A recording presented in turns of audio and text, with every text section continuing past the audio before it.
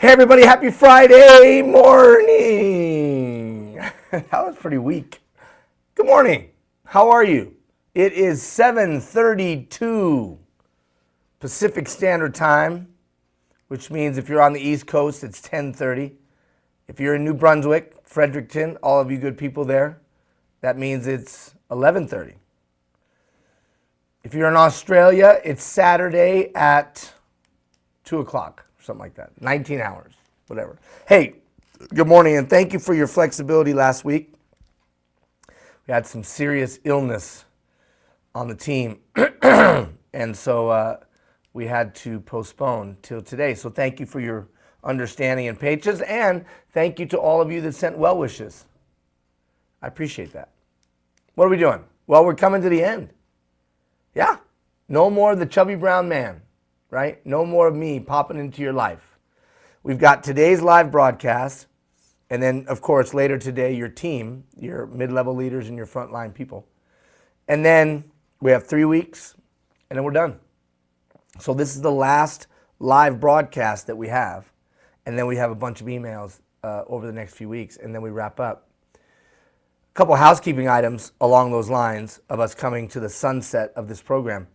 One, you have this program available to you to the end of the year, to the end of 2015.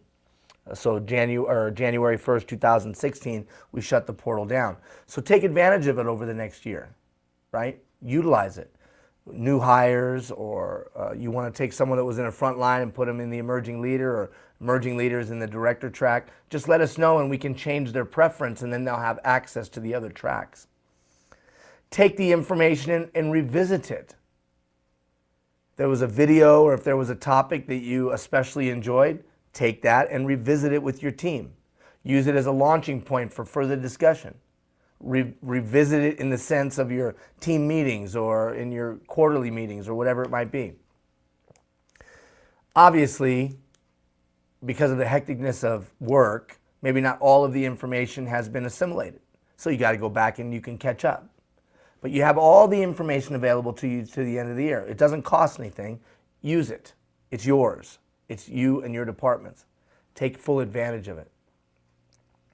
Secondly, when we get done with this 3 weeks, we're going to give you some reports. We're going to send you some reports on participation. We'll send it to your point of contact, who can then give it to those of you on the executive leadership team, so that you know what the participation was. So you're going to know how often somebody opened an email, or you're going to know whether they turned in their commitment. Did they make a commitment? Including you. Did you make a commitment? It's still not too late. Jeff's got it down there at the bottom of the screen. Commitment.building, wrong one there, Jeff. Jeff's eager, but he put up the wrong one. So commitment.buildingthepublicsector.org, commitment.buildingthepublicsector.org, there we go. Commitment.buildingthepublicsector.org. Somebody emailed me yesterday and said that commitment.changingthepublicsector.org wasn't working. Yes, you're right, it's not, because it's this. So commitment.buildingthepublicsector.org, make your commitment. We've gotten many cool commitments. Hundreds of commitments. But you know what I noticed? Not a lot from directors. I'm not attacking, I'm not saying anything negative. I'm just saying not as many commitments by percentage, as mid-level and frontline. You know, you set the tone, so make your commitment. And then we'll send you those reports. Switch back, Jeff. There you go. We'll send you those reports. And so you'll know.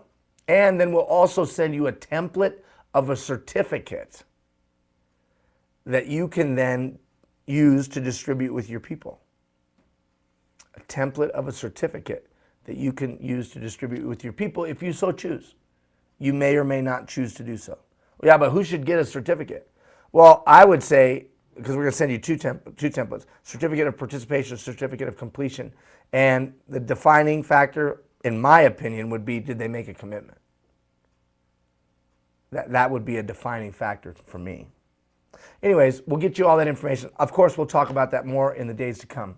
How about today? Well, first we ignited, right? The first 3 weeks we ignited. We looked introspectively within ourselves. We did some feedback gathering. We did some self-surveys. We figured out where we were at. Then we talked about being an agent of change and how do you implement change in your department? How do you implement change in an individual? Then over the last few weeks, we've been talking about systems thinking. And we posted all kinds of systems, motivation, systems to maximize utilization of your time, systems for gathering thoughts, ideas, and concerns, systems, lots of systems. And we're even going to post a few more. I noticed today when I looked in the portal, we had forgotten to post, how do you come up with a good idea and systems like that. So we'll post some systems. And you can take a look at those. We gave you plenty of systems. System for personal communication. Systems. And systems were force multipliers, right? You leverage the system to do more with less. Just like Archimedes, that compound pulley, he's able to do more with less. Force multipliers. Well, today, we're going to take another historical journey because we're going to talk about the last competency of today's effective leader. I call it a catalyst for responsibility. Somehow, I've got to get people who may never talk to me, or if they do, it's briefly, who don't necessarily know me, and I certainly don't watch over every day. Somehow, I've got to get them to take greater ownership and responsibility than they did the day before. As an executive leader, I must be a catalyst for responsibility. As an executive leader, I must create a culture where every employee, every stakeholder takes ownership and responsibility of their personal job and the department as a whole, if we're really going to fulfill our 21st century mission. That's a dilemma that you face. That's a dilemma I face. Now, when I originally stumbled on that dilemma, I was a mid-level leader, coming up through the ranks on my way to executive leadership. And I started to realize that when I was standing next to people, they did a pretty good job. But when I wasn't standing next to them, maybe the job wasn't so good. And then I started to realize that there was certain segment of the employee population that no matter who was standing next to them, they did a good job. They just always did a good job. And then on the other end of the spectrum, there was these certain group of people that no matter who was standing next to them, they never did a very good job. And then there was the people in the middle. And how could I get the people in the middle to do a good job no matter who was standing next to them? Catalyst for responsibility. And when I was thinking through it, I went back to when I was a coach, because I was at a very young age, I was a coach, and I coached on the high school and college level. And I thought to myself, it's kind of the same thing in athletics. You got some kids that just give their best, and you have other kids you have to prod and push and kick, and then you have some kids, no matter what you do, they just don't try as hard as the others.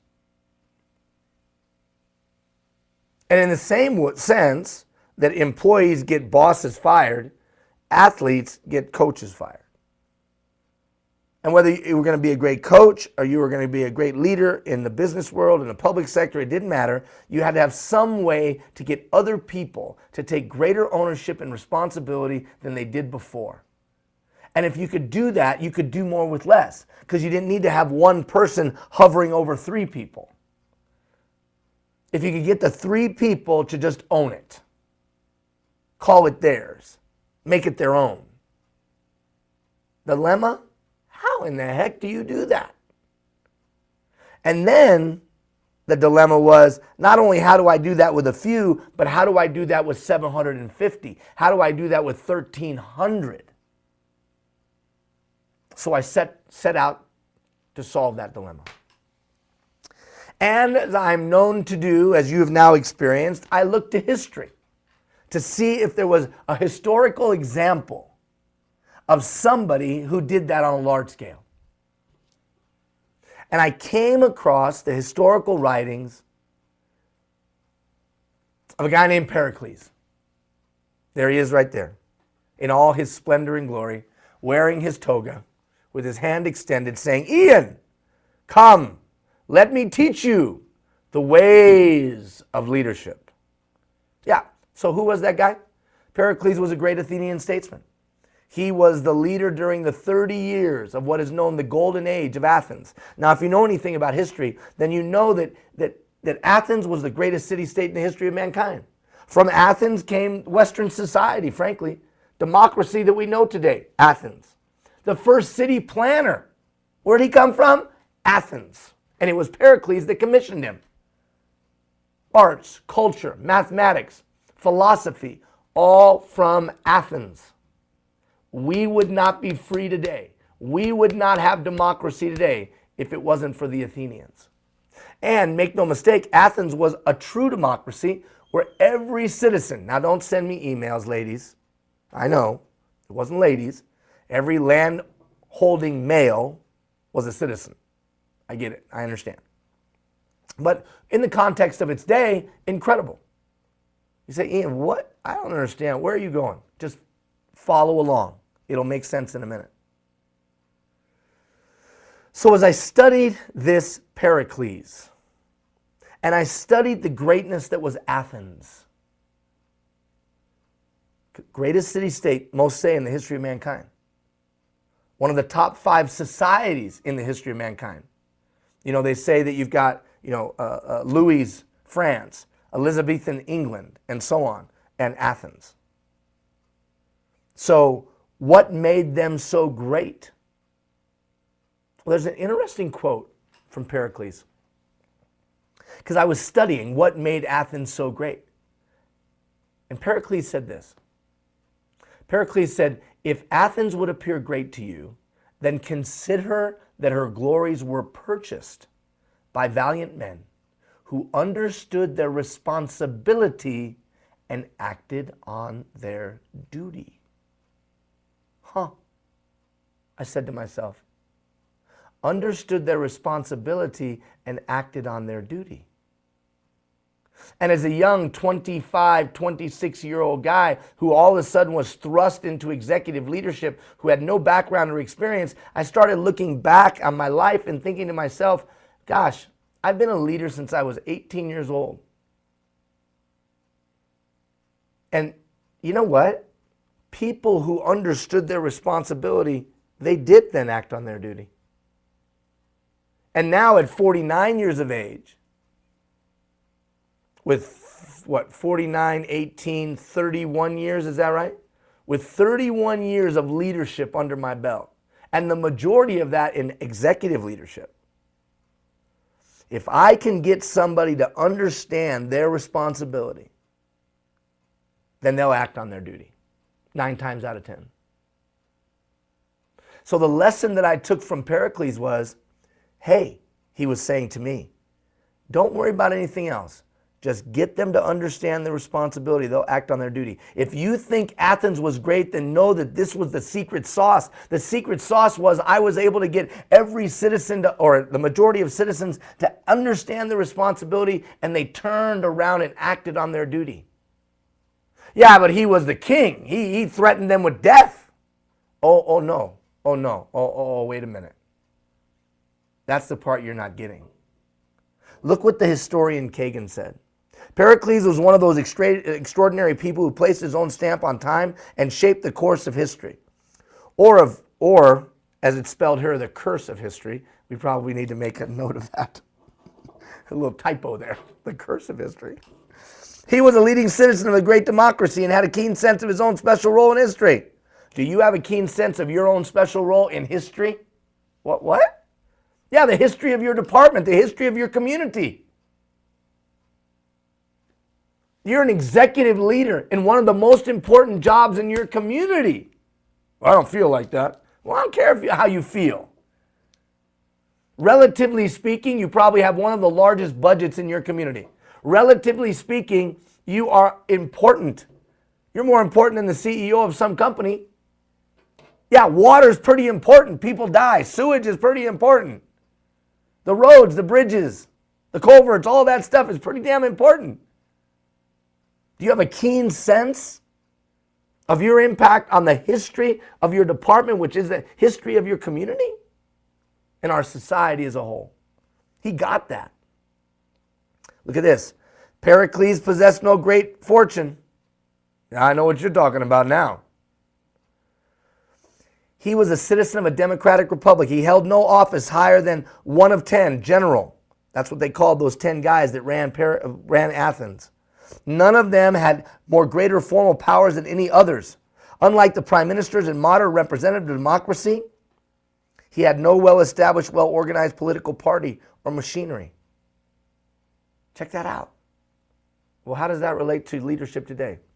Well, you'll read later. I won't read it all the way through, but in Sparta, the Spartans were a totalitarian society. Shut your mouth, do what you're told, or we'll kill you.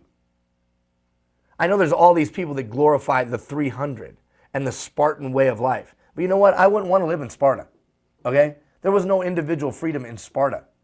From the time you were a young kid to the time you were 60 years old, you served. You didn't get a choice. You didn't have a choice in what you did. They told you what you did or they killed you. In stark contrast, Athens was about the individual freedom.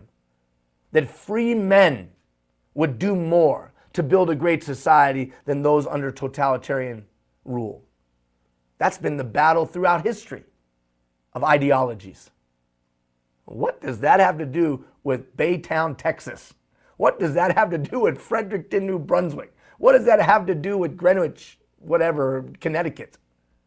Greenwich. It's Greenwich, not Greenwich. Greenwich. What does that have to do with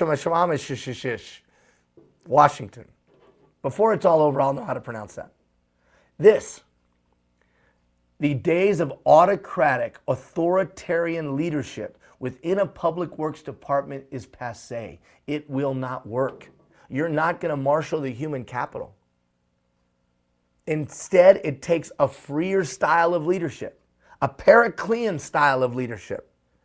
2 millennia after Athenians lived, we still marvel at what they achieved.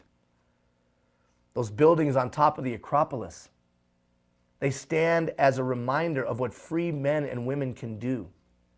It was free men that built that. Did you know that that was the first real public works project where they took regular citizens and trained them up to be master builders, and then they built that with public funds? Pretty amazing. Pretty amazing. Study history, you'll see. It wasn't slaves that built that. Free men and women, Athenians, built that to develop a love for their city. And it still stands 2,000 years later. But the visible remains, impressive as they are, do not constitute the most important legacy. Pericles confronted the problem that faces any free and democratic society, and I would say any leader.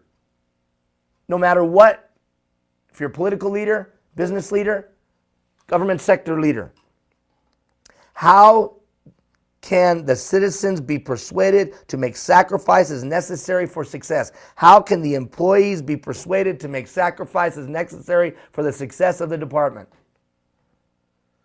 Tyrants and dictators, autocratic leaders, can rely on mercenaries and compulsion to defend their states.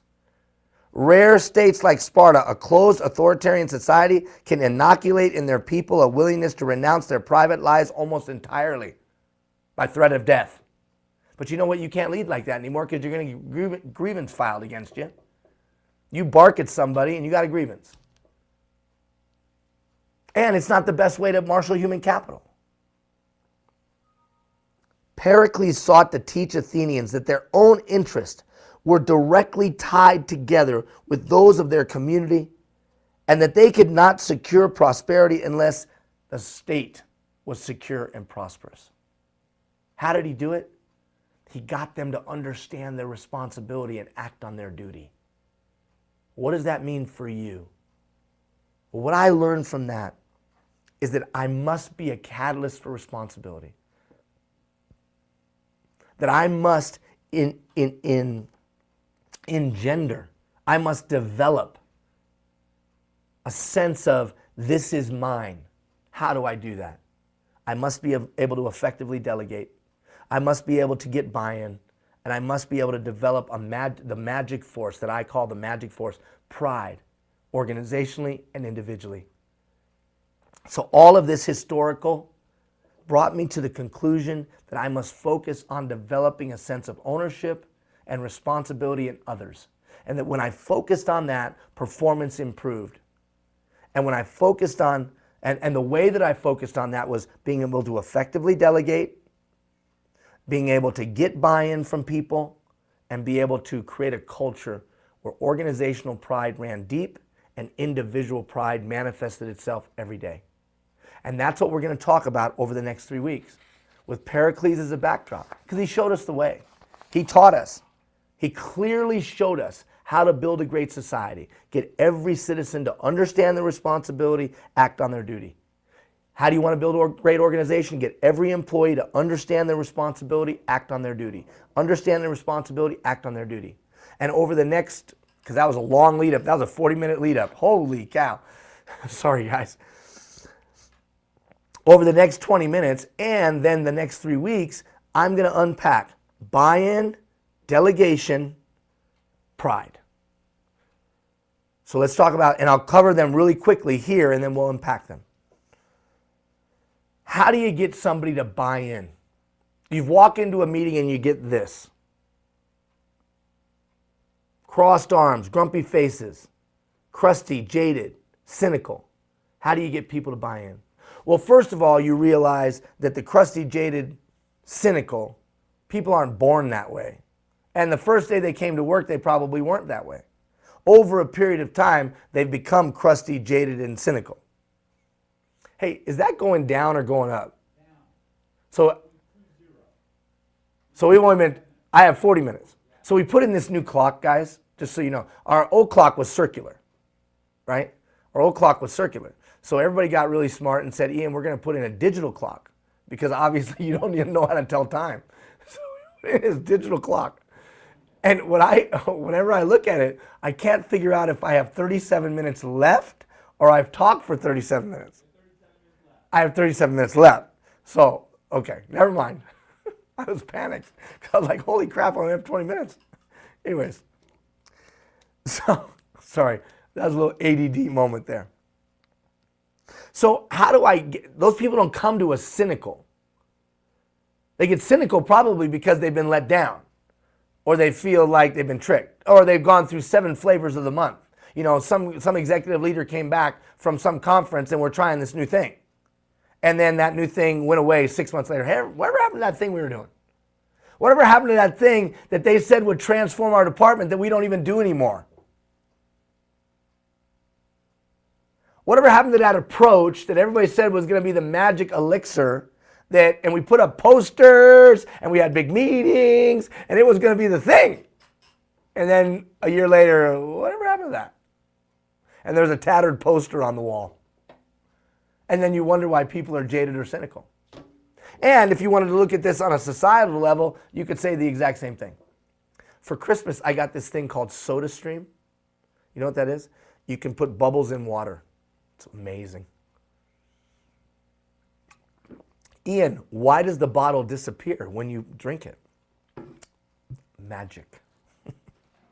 Anyways, so we start there. So you're already up against it when it comes to getting buy-in. Well, I've experienced the same thing. So I did all the research that I could about how to get buy-in from somebody. How do you get somebody to go along with it? To be in, buy-in. Well, Dr. Ludwig in the University of Texas said there was 3 things that were key to getting buy-in. First, foundational building block, relevance. He said, you know what, if a human being doesn't think the thing is relevant to them personally, why would they buy in? Why would they buy in? So before you start anything, you better ask yourself, hey, these employees that I'm about to go tell we're changing things, how am I going to make them understand that the change is relevant to them? I always hear people say, everyone's apathetic in today's society. Well, until you tell them that you're closing the elementary school and busing their kids in the dark an hour in another direction. All of a sudden, American Idol, Canadian Idol, the football game, hockey night in Canada, whatever it is, on whichever side of the border, all of a sudden that's not so important because it's relevant You've sat in that public meeting before, where some meetings you get nobody to show up to, and then you get a ton of people to show up, and they all scream at you about snow removal. And you're like, well, we're not here to talk about snow removal, but they yell at you anyways about it.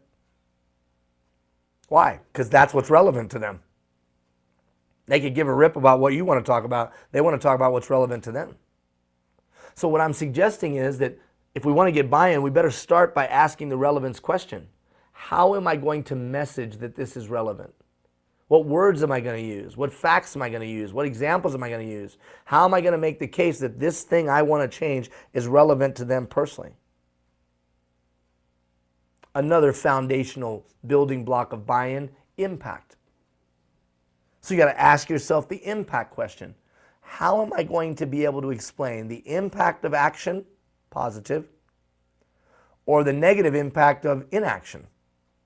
You know who's really good at that? Public safety, like cops, sheriffs. They're really, really good when it comes budget time of communicating impact. You know, you've seen that. You've been in the budget meetings or even in public hearings. When the law enforcement lead, the number one law enforcement official in your community or in your region says, yes, if I don't have a 10% increase in my budget, then zombies will come and the apocalypse will break out. And everybody's like, gosh, we don't want zombies or the apocalypse. Give them more money, right? I mean, I'm obviously being facetious, and I'm not in any way being disparaging. I'm actually in admiration of their ability to regularly and routinely and consistently communicate impact of action or inaction. So those police and fire guys, they're able to pull that off. And yet we who have the most important thing that literally people will die if they don't have, water, or no economy can function, roads, or society would be a little challenged without sewers, somehow we're not able to explain impact. I'm not picking on anybody, and I'm painting with a very broad brush to make a point. But when you take a step back and you talk to employees or you talk to external stakeholders, are you able to communicate impact or value or lack or impact of a lack of action? Because if I can't do that, why would anybody buy in? It doesn't affect me, and I could give a rip. Think about yourself. When someone talks to you about something, you're like, yeah, okay, yep. And if you don't have on a dark line how it's going to impact you personally, you got other things to worry about. You got other things to worry about. Third, quality. Quality. If I think something is not of quality, I don't buy in. I'm a big sports guy. I like sports. You don't see a lot of people walking around with, Philadelphia 76ers jerseys these days. For those of you who don't know anything about sports, they have only won 3 games out of 40. They're not very good. You don't see a lot of people walking around with Jacksonville Jaguar jerseys. Yay, Jaguars! Woo! Why? Because they suck. No offense to those of you in Jacksonville. What's my point? We don't want to align with a loser. We like to align with the winner. I was really, and some of you guys, some of us that are participating in Texas, please don't be offended. But there was all kinds of people a couple weeks ago who were like, how about them Cowboys? How about them Cowboys? How about them Cowboys? And then after they got beat the next morning, it was like, go Green Bay. I mean, it was like my point, your employees are the same. How so? If they perceive that something's not going to be of quality, they're not going to buy in completely. Now look, they come to work because they have to pay their mortgages. But if you really want someone to buy in, then you've got to say that, do people perceive what we have done has been of quality? If you have a track record of unfulfilled promises, if you have a track record of things that have failed, if you have a track record of things that have gone bust, then why would I buy into the next thing? However, if you have a track record of wins and victories and wins and victories, or failures that then you communicated what you learned from that and how you were going to do it differently, then people are more likely to buy in. We have a lot more failures than we have successes in some of the initiatives that we've done. But you know what? We've had enough big home runs that when I call people and say, hey, we're going to try blank, everybody's like, well, the last thing you did worked, I'm in. Seriously, it happens all the time. Call APWA, hey, we want to try this. They're like, well, the last thing you did worked. Come on, let's go. Okay, Ian, but what if I look back and I realize that the previous regime or even stuff that I've done myself, it didn't work out so well. Am I going to never get buy-in? No, just follow me here. So this is nuanced, and as an executive leader, we work in nuances, right? So if I look back and realize, I'm going to try to get these people to buy in, but they're going to look at me and say, the last 5 things you did sucked. Then what do I do? Then you say this, okay, everybody, I know the last couple things that we tried haven't worked. And they're all going to go, wow. And then you say, and here's what we've learned, and you list it. And here's what we're going to do differently based on what we learned this time around. At minimum, you'll get guys that go from this to this. And if you can get somebody to go from this to this, you're on the path to buy-in. Now, does that transparency and self-reflection, self-evaluation that then transfers into tangible action by changing our approach, does that guarantee buy-in? No. It doesn't guarantee it, but it increases the likelihood significantly. So just because people may not perceive the thing that you've done as significant quality, that doesn't necessarily mean that you can't get them to buy in. The way you'll get them to buy in is by being clear about that self-evaluation or that organizational evaluation, articulating where it went wrong, and then telling them what you've done to correct it this time around. That will get buy-in. So those 3 things must be asked before you begin. I don't have time to do all that. Have you ever tried to roll something out and half the team didn't buy in? Isn't that like swimming in mud? Isn't that like being in cement, like a bog? I mean, it's like, Instead, take some time up front and just ask these simple questions. And I always say somebody on the executive leadership team needs to be the buy-in police. Needs to be the guy or gal that asks, wait, hold on. How are we going to show the relevance to that group of what we're trying to do? How are we going to show the impact? What words are we going to use? What graph are we going to use? How are we going to communicate it? When are we going to communicate it? What PowerPoint slide? I don't care. Whatever your chosen conduit of communication is. How am I going to explain the relevance? How am I going to explain the impact? How am I going to make sure that our quality is well perceived? And if not, how are we going to overcome that barrier? Because if you don't have those 3 things, you ain't going to have buy-in. Whimsically, I put this down, we must avoid. See, there's 3 maladies that you have to avoid when trying to get buy-in. Againstism. See, there's people in your workforce that are just against. You've met them. They have that disease called against-ism. Oh, I don't know if I'm for that.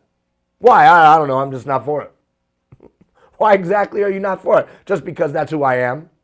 And I'm just against things. And it's the badge that I wear on my chest. And I'm the curmudgeon. And I'm just a contrarian. And I'm just against. Now that against person who has the disease of against-ism, the only way that you take them on is by showing the rest of the team the relevance of the matter. And then they sound like a banging gong. Or how about this malady? Debatification. There are some people on your team, and you know these people, that they think they're going to stop progress by just debating the thing to death. That's my daughter Nia.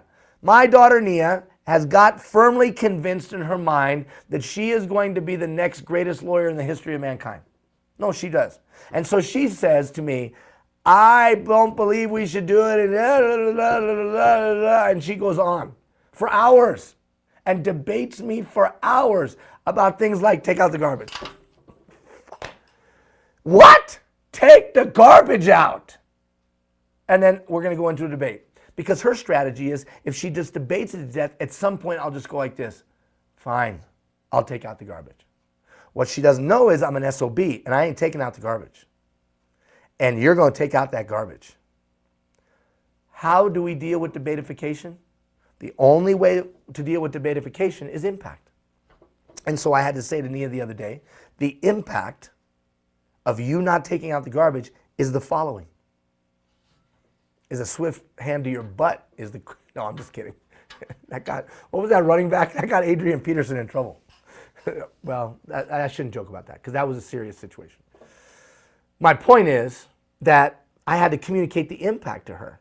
As soon as she realized the impact of her inaction, which was that she was going to be grounded, she was not going to have her iPad or whatever, she wasn't going to have these things for weeks, she then moved into action.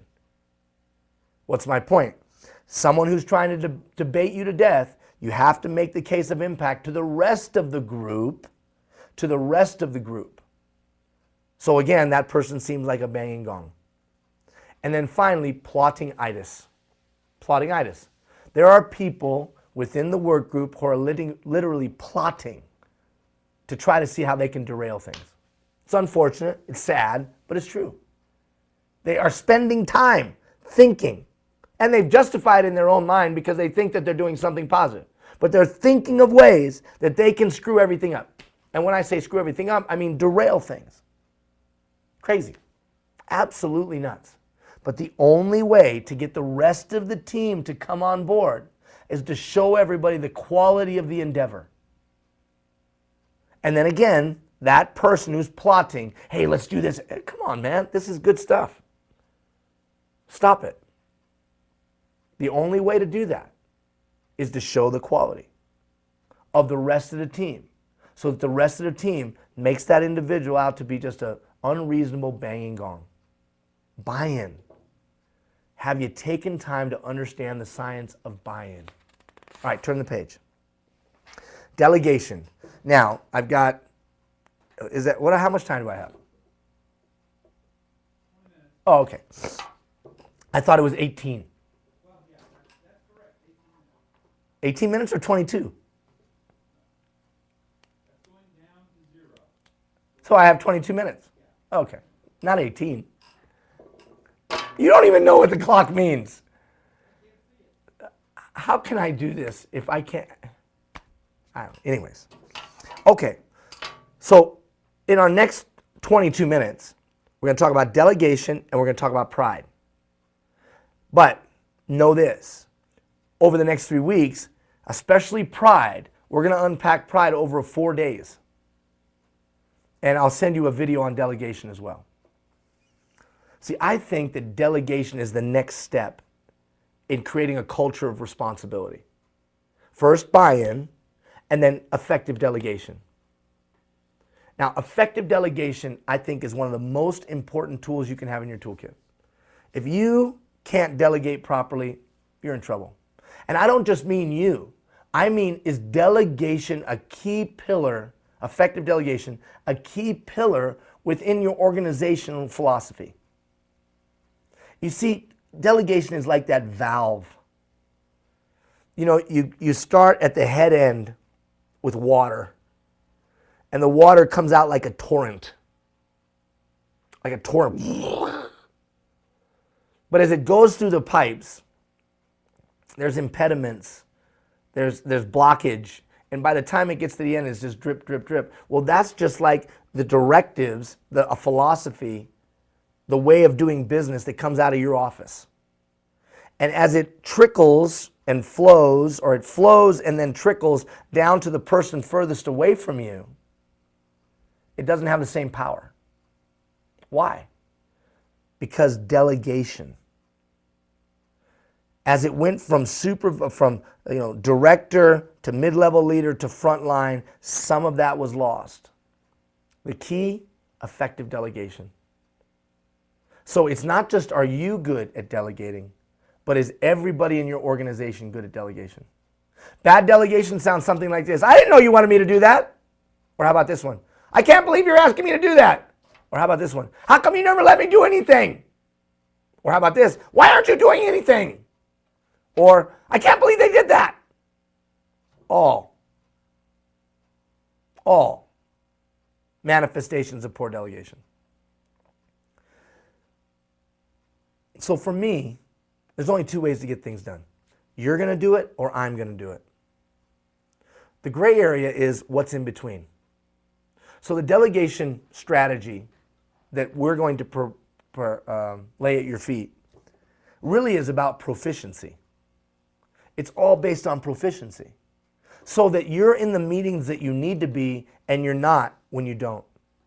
So you're there to support your people when you need to be, but you're not in their business and micromanaging them when they don't need you. Because that's the frustration. That's what prevents people from being from being responsible for something. You've smothered them so much that they turn into a robot. Or we've thrown them into something that they weren't ready for, and they don't want to take responsibility because they know they can't do it.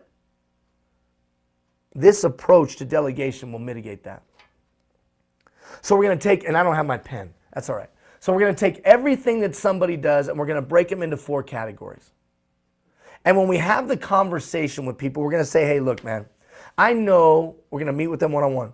And again, I'm going to send you a video that'll unpack this to a greater degree. I know that there have been times when you needed me and I wasn't available. And there's been times when I've been in your business and I just got in your way. That's going to end today. We're not going to do that anymore. From now on, what we're going to do is ensure that when you need me, I'm there, and when you don't, I'm out of your way. Because we're going to base all of it on proficiency. So what you're going to do is make a list of everything that somebody does, everything they're responsible for. Make the list. You and them, make the list. And then we're going to base their level of authority on their proficiency. On proficiency. And we're going to break it into 4 categories as you see in your handout. And those 4 categories are based on their ability to do it. So you go through the list and you look at those areas where they have low proficiency, low knowledge, low understanding. And we're going to put those in the first bucket called ask and recommend. So we say to them, okay, now look, for whatever reason, you're not as great at this. So what I want you to do is you come talk to me before you go do it. But notice that it's ask and recommend. It's not ask, because we don't need robots. What we want people to come and do is say to us, hey, I got this thing, I want to go do it, here's my ideas on how I'm going to handle it. Go for it. Good idea. Now, why is that? Why? Because I want to see their thought process. I want to see how they're going to approach it. I want to see what their mindset is. And then I'll send them out. Remember, they have low proficiency. Then I go through the list and I look at the areas where they have some proficiency. And we're going to drop them into the next category, which is act and report immediately. Go do it, but I want to know right away. Go do it, I want to know right away. Why? Because I want to know right away, so if it's a mess, I can clean it up before it becomes a mushroom cloud. How many of you, if you had just known what one of your direct reports had done, when they did it, you could have fixed it then? But now, 6 months later, it's a mess. Act and report immediately. Then there'll be some things left, and you're looking for where they have good proficiency. Good proficiency. That goes into act and report periodically. Hey, you're good at this. Just go do it. You know our principles, you know our values, you have the knowledge, you have the expertise. Go do it, and then let me know periodically in our quarterly meetings, whatever. And then whatever's left goes into, you got it, act on own. Just go do it yourself. You know our principles, our values, you're great at it, you don't even need to talk to me, just go. Now, what does this do? What does this do for me? Well, immediately I'm able to focus on the areas they need me. And I'm able to delineate my time. So you talk about maximizing utilization of your time. You follow some kind of a delegation approach like this, and I'll tell you right now, you'll pick up at least 2 hours a week. That's 8 hours a month. That's a day. You pick up a day Now, on the other end of the spectrum, you'll no longer be around when they don't need you. And you're sitting in a meeting going, why am I here? Nobody needs me in this meeting. So you're there to support them when they need you. You're out of their business where they don't. That is a necessary step to creating a culture where people take greater responsibility while mitigating the risk of people screwing things up. You know, everybody's always talking about empowerment. You know why we don't empower people? Because they screw it up. So instead, I hedge my bet by coming up with a strategy and letting them run where we know they can run. And then coaching them where they know they're not as strong. Preparing them to be able to run. Now, this approach is a living, breathing approach. It's not static, which means things move, things change. And as they come and ask and recommend and ask and recommend and ask and recommend, and you feel comfortable, what do? You move that to, hey, you get this, just go do it and let me know. And then that moves to, just go do it. Because I feel really comfortable that you know how to do this. I call it avoiding the phone call. Have you ever given one of your direct reports something to do? They screw it up and then you get a phone call from the mayor? Or you get a phone call from the commissioner? Or you get a phone call from another department head? So the dilemma is, how do I get people to take greater ownership and responsibility but avoid the phone call? Doing everything yourself is completely unsustainable. Oh, Ian, I'm good at delegating. Great. That's awesome. But is everybody up and down your chain of command good at delegating? And are you teaching delegation? Or does it just kind of come to you inherently through your life experience, through all of that? Listen to me, Mr. or Mrs. Executive Leader. It's not enough for you to be good at something. Not for your organization to thrive. Pericles understood he couldn't just be a good citizen. He had to get everybody to be a good citizen. And he did it through education. So you taking your philosophy of delegation, laying it out linearly, putting words to it, and then making sure that it's inoculated into everybody else ensures that you've created culture within your organization. And I would suggest to you no greater pillar of a culture of an organization than effective delegation up and down the chain of command. Without it, you'll be hard pressed to maximize the human capital that's within your department. You'll be hard pressed to get people to take greater ownership and responsibility because they'll be either micromanaged, which that doesn't make me want to take greater ownership or responsibility, or they'll be hung out to dry and get burned over and over again because there's no one to support them. And that doesn't, in any way, shape, or form, want people to take greater ownership and responsibility.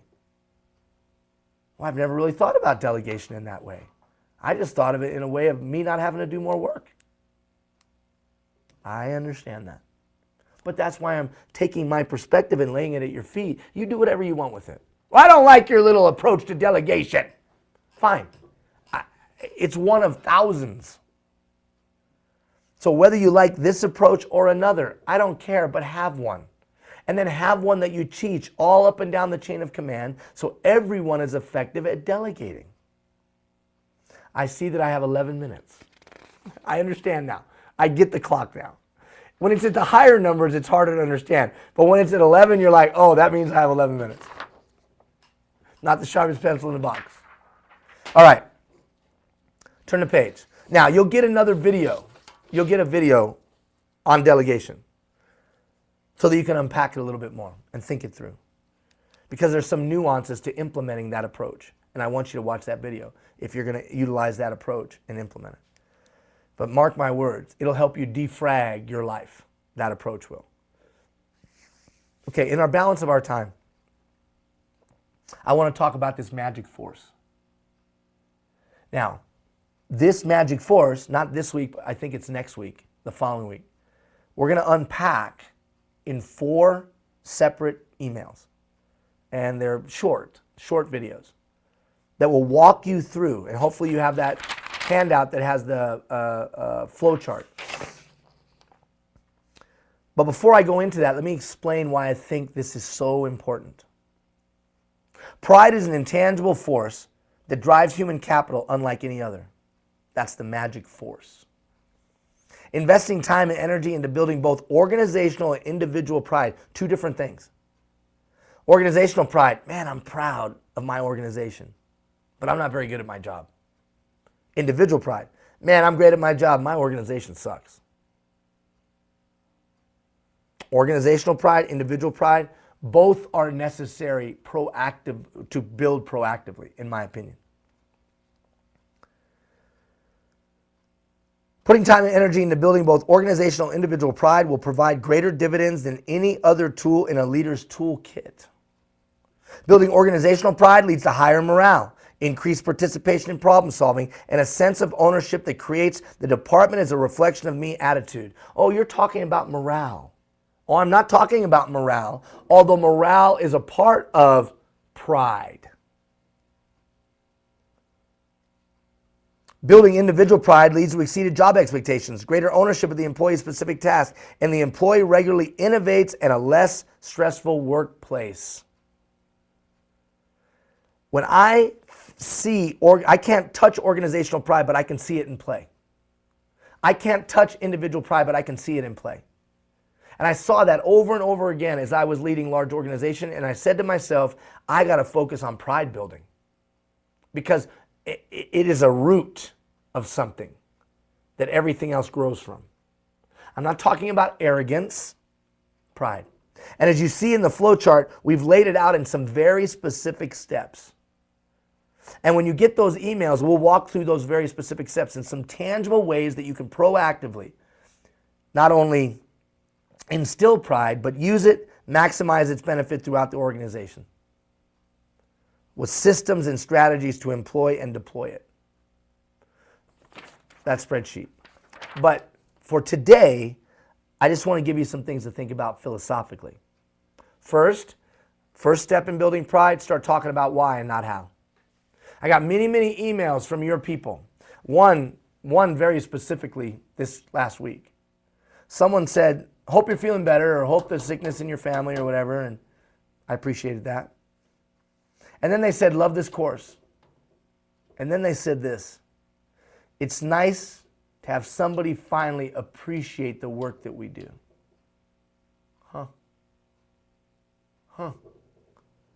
The person who sent that doesn't even know me. But somehow I was able to connect with them because I do talk about your value, your worth. I do say things like you touch every citizen from cradle to grave in a meaningful way, that your work is noble and honorable. It took some chubby brown man from far away via video to make them feel appreciated. But you know why they feel appreciated? Because I'm not talking about hows, I'm talking about why. I'm giving them a keen sense of why, or at least that individual, why they're important and why the work they do is important. You know, just a few days ago, we celebrated Dr. Martin Luther King Jr. And it was always amazing to me, he got 1 million people to show up without Twitter, without Facebook, without the internet. He got 1 million people to show up. Because he was preaching how or he was preaching why? Or how about even more impressive, Gandhi? Gandhi got 1 million people to show up who walked from all over India. All over India, they came to the beach. 1 million people to show up. He didn't even have television. He didn't have television. He got 1 million people to show up because he was preaching how or he was preaching why? He preached why. It's amazing to me, one consistent thing. 300 plus departments have gone through these programs over the last few years. One consistent thing with the elite departments and not so elite. The elite department directors are consistently preaching to their people why the work is important and the incredible impact of the work. They're always preaching the why, always preaching the why, always preaching the why, always preaching the why. Now, when you see those videos, I'll give you tangible ways that you can do that. But conceptually, are you preaching why or how? Is the majority of your talk about why we're doing it or how we're doing it? Clarify the goal and its value. This is the beginning of the year. Have you sat down with your team and explained the goals for the year and why it's valuable to the community? why it's valuable to little boys and little girls, why it's valuable to seniors, why it's valuable to young families, why it's valuable. Here's what we're trying to accomplish, and here's why it's valuable. You see, if I involve myself in activity that I think everyone finds to be mindless and meaningless, will I take pride? Hell no. Not most of the time.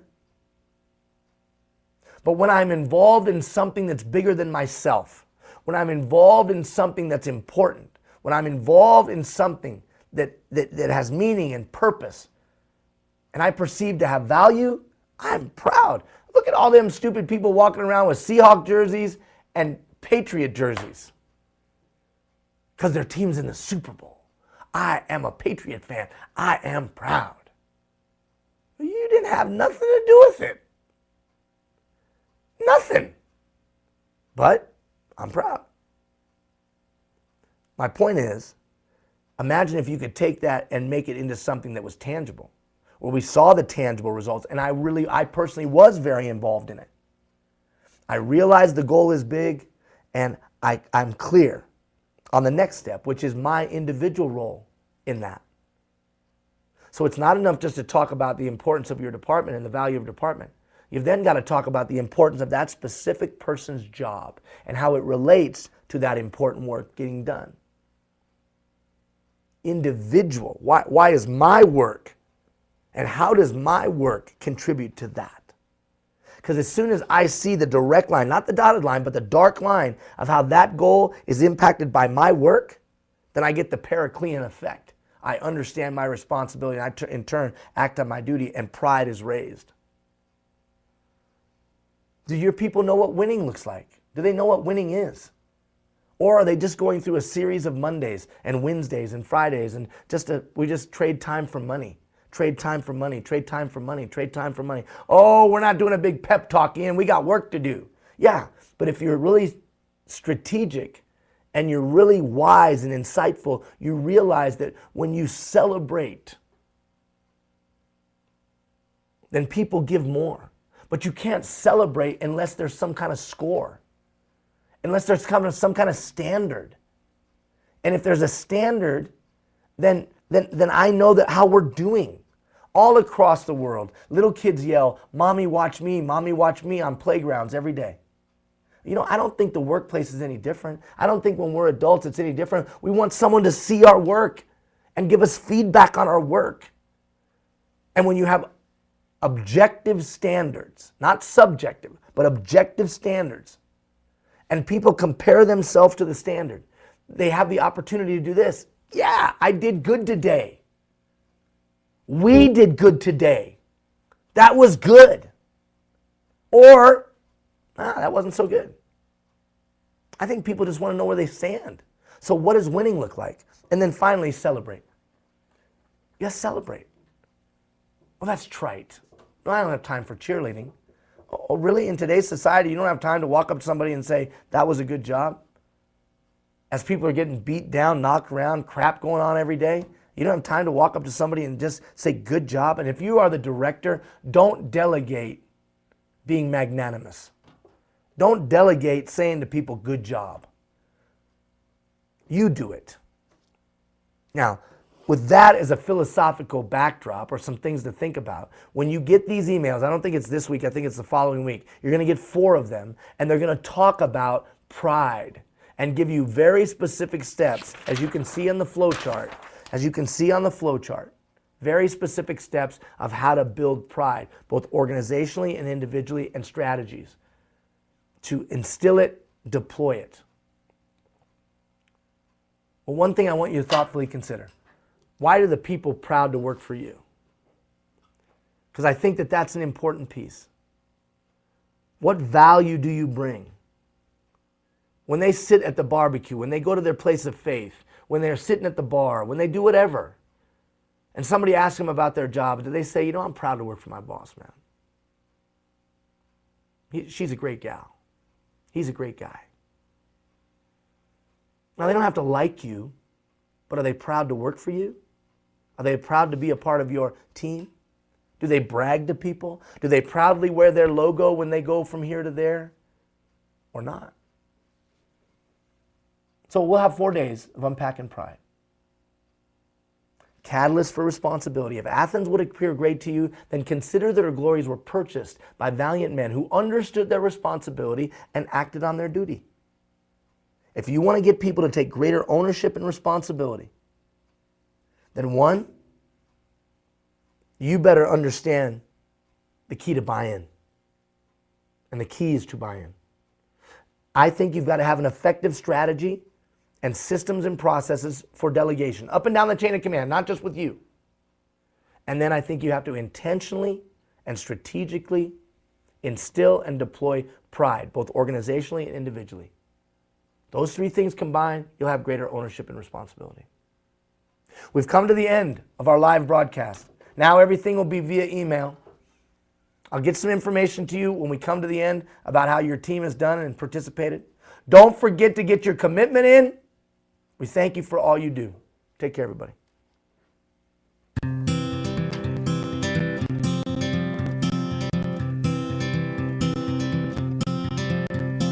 Hold on to me as we go, as we roll down